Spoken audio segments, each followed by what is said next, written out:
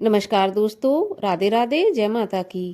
तो स्वागत है आपका अपने चैनल धार्मिक उपाय में। तो आज के वीडियो में हम जानेंगे कि पौष मास के शुक्ल पक्ष की विनायकी चतुर्थी कब होने वाली है, इसका शुभ मुहूर्त क्या रहेगा और पूजा विधि क्या रहेगी। इस सब के बारे में हम आज के वीडियो में जानेंगे और साथ ही सुनेंगे विनायकी चतुर्थी व्रत की कथा। तो वीडियो शुरू करने से पहले आपसे रिक्वेस्ट है कि यदि आपने मेरे चैनल को सब्सक्राइब नहीं किया है तो चैनल को सब्सक्राइब कर लेना, और यदि वीडियो अच्छा लगे तो एक लाइक जरूर कर देना और अपने रिश्तेदारों दोस्तों में शेयर भी कर देना। तो चलिए अब जानते हैं विनायकी चतुर्थी व्रत के बारे में। तो देखिए, विनायकी चतुर्थी का व्रत भगवान श्री गणेश को समर्पित होता है। भगवान गणेश की पूजा के लिए चतुर्थी तिथि सबसे उत्तम मानी गई है। इस दिन उपवास रखकर विघ्नहर्ता मंगल मूर्ति भगवान श्री गणेश के दर्शन और उन्हें सिंदूर और दूर्वा अर्पित कर लड्डुओं का भोग लगाना चाहिए। विनायक चतुर्थी पर गणेश जी की पूजा दिन में 2 बार की जाती है, एक बार दोपहर में और एक बार मध्याह्न में। इस दिन पूजा करने से बच्चों में ज्ञान का सृजन होता है और जो लोग इस व्रत का पालन करते हैं उन्हें भगवान गणेश ज्ञान व धैर्य का आशीर्वाद देते हैं। इस दिन गणपति अथर्वशीष का पाठ करने और मावे के लड्डुओं का भोग लगाकर गणेश जी की पूजा करने से घर में सुख समृद्धि और आर्थिक संपन्नता की प्राप्ति भी होती है। तो चलिए अब जानते हैं कि पौष मास के शुक्ल पक्ष की चतुर्थी कब प्रारंभ होगी और कब समाप्त होगी। तो देखिए, चतुर्थी तिथि का प्रारंभ होगा 14 जनवरी की सुबह 7:59 पर और समाप्ति हो जाएगी 15 जनवरी की सुबह 4:59 पर। वर्जित चंद्र दर्शन का समय रहेगा सुबह 9:34 से रात को 9:02 तक।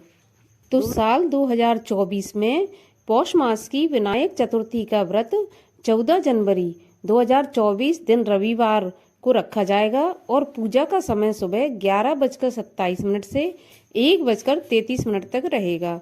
कुल अवधि पूजा की 2 घंटे 6 मिनट की रहेगी। और अब जानते हैं कि चतुर्थी व्रत की पूजा विधि क्या रहेगी। तो देखिए, सुबह ब्रह्म मुहूर्त में उठकर हमें नित्य कर्मों से निवृत्त होने के बाद में स्नान ध्यान करने के बाद में भगवान श्री गणेश के सामने हाथ में दूर्वा लेकर चतुर्थी व्रत करने का संकल्प लेना चाहिए और सारा दिन उस दिन हमें उपवास रखना चाहिए। और गणेश चतुर्थी के दिन हमें नमक का सेवन बिल्कुल नहीं करना चाहिए, सेंधा नमक भी नहीं खाना चाहिए। अगर हो सके तो शाम तक निराहार रहें, अगर नहीं हो सकता तो फलाहार से व्रत रखना चाहिए। और इसमें गणेश जी की 2 समय पूजा होती है, एक तो दोपहर में, एक मध्याह्न में।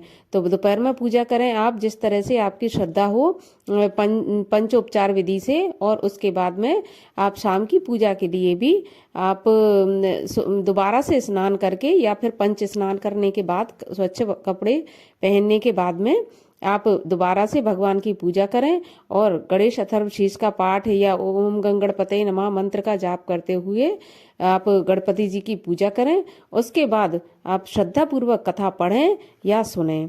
और गणपति जी की कथा इस प्रकार से है जो मैं आपको इस वीडियो में सुनाने जा रही हूँ। एक बार की बात है कि भगवान शिव और माता पार्वती नर्मदा नदी के किनारे बैठे हुए थे। तो माता पार्वती ने भगवान शिव से चौपड़ खेलने का आग्रह किया। तो भगवान शिव भी चौपड़ खेलने के लिए तैयार हो गए, लेकिन हार जीत का फैसला करने के लिए वहां कोई नहीं था।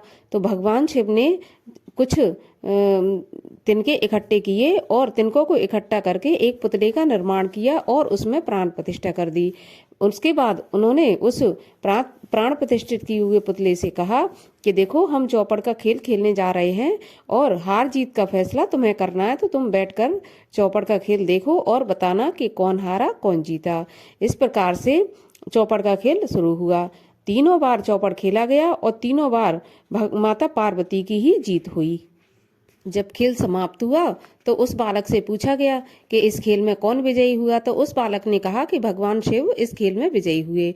ऐसा सुनकर माता पार्वती को क्रोध आ गया और उन्होंने क्रोधवश उस बालक को अपंग होने का या अपाहिज होने का श्राप दे दिया। श्राप मिलने के बाद बालक माता पार्वती से क्षमा मांगने लगा और कहा, हे माँ, मैंने भूलवश ऐसा कह दिया है, मुझे क्षमा कर दीजिए।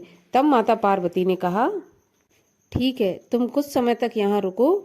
यहाँ पर कुछ समय बाद कुछ नाग कन्याएं आएंगी और गणेश जी का पूजन करेंगी। तुम उनसे व्रत की और पूजन की विधि पूछ लेना और उस प्रकार से व्रत पूजन करना, तो उससे मेरा दिया हुआ श्राप समाप्त हो जाएगा। ऐसा कहकर माता पार्वती भगवान शिव के साथ कैलाश पर्वत पर चली गईं।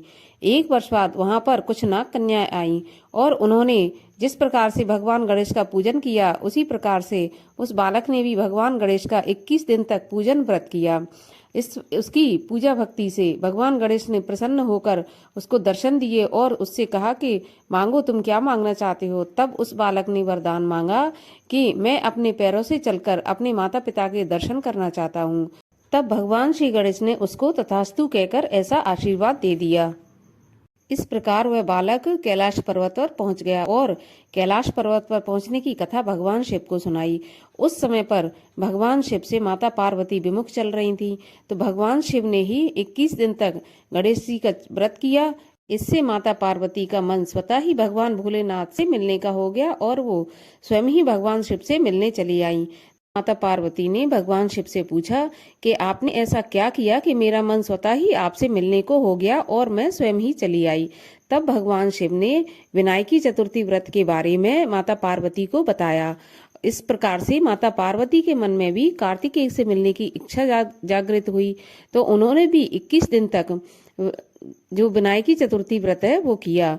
तो इस व्रत के प्रभाव से श्री कार्तिकेय जी के मन में भी अपनी मां से मिलने की इच्छा प्रकट हुई और वो स्वयं ही कैलाश पर्वत पर आ पहुंचे। तब से विनायकी चतुर्थी का व्रत मनोकामना पूर्ति व्रत माना जाने लगा। इस प्रकार से ये व्रत करने से जैसे भगवान शिव, माता पार्वती और उस बालक की मनोकामना पूरी हुई, वैसे ही गणेश जी सबकी मनोकामना पूरी करें। तो ये था आज का वीडियो। यदि आपको अच्छा लगा हो तो आप वीडियो को लाइक कर देना और चैनल को सब्सक्राइब कर लेना। मिलती हूँ आपसे अगले वीडियो में, तब तक के लिए राधे राधे, जय माता की।